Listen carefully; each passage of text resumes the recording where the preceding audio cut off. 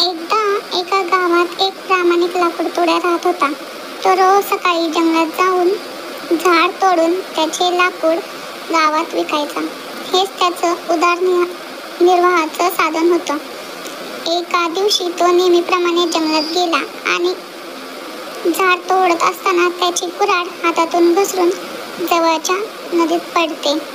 नदी खूप खोल होती, त्यामुळे त्याला ती कुऱ्हाड मिळवणं शक्यच नव्हतं. तो खूप दुःखी झाला आणि बसून रडू लागला. तेव्हा अचानक त्या नदीतून एक देवता प्रकट झाली. तिने विचारले, "अरे लाकूडतोड्या, तू का रडतो आहेस?" लाकूडतोड्याने सांगितले, "माझी कुऱ्हाड नदीत पडली आहे.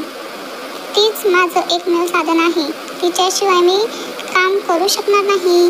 देवतेला त्याचा प्रामाणिकपणा आवडला. तिने नदीत डुबकी मारली आणि एका सोन्याच्या कुऱ्हाडीसह वर आली. "ही तुझी कुऱ्हाड आहे का?" देवतेने विचारले. लाकूडतोडा म्हणाला, "नाही देवी, माझी कुऱ्हाड नाही."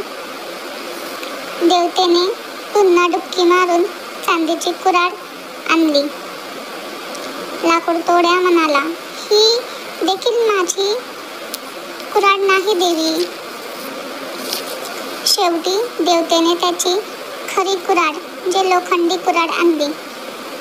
लाकूडतोड्या आनंदाने म्हणाला, "हो देवी, हीच माझी कुऱ्हाड आहे."